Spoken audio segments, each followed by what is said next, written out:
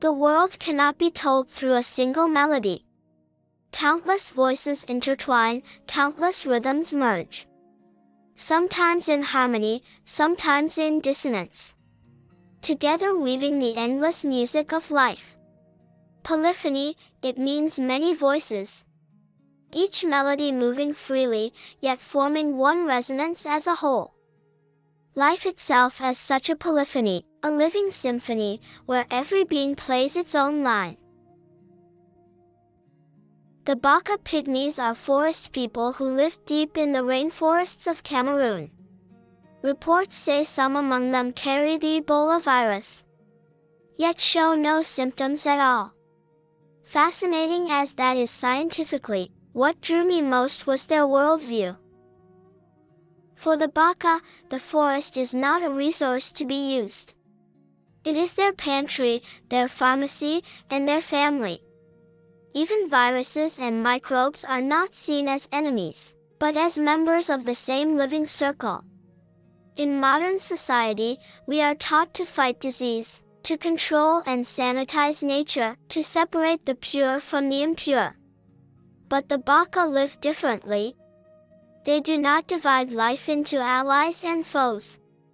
And perhaps it is this sense of belonging, this refusal to exile what is different, that grants them a deeper kind of immunity, a harmony of body, mind, and world. Throughout history, humans and pathogens have co-evolved in an intricate dance. Disease trains us, we adapt in return. It is not always a war. Sometimes it is a dialogue, a long duet, within the grand polyphony of life.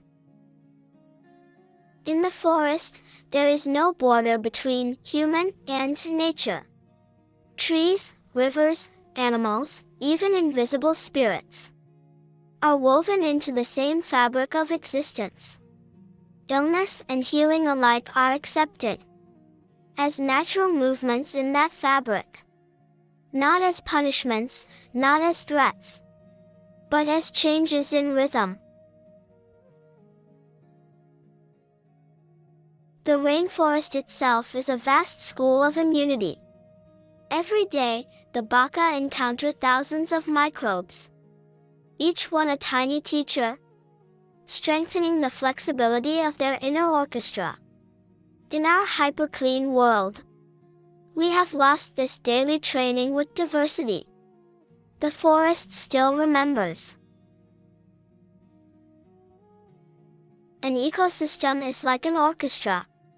Plants, animals, microorganisms, and humans, each playing its own melody, interacting, adjusting, evolving.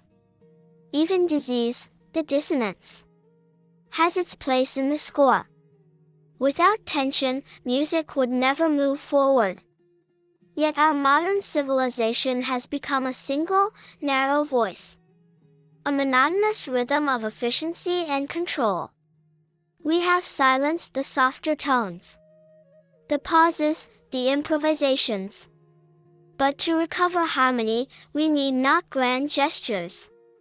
We need to listen again to the rhythm of seasons, the breath of the wind, the voice of those who think differently, to see that health does not mean perfection, and harmony does not mean uniformity.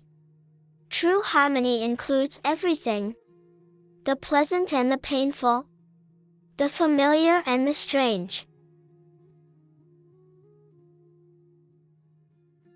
The forest teaches us this, not to create enemies, but to let all things resonate together.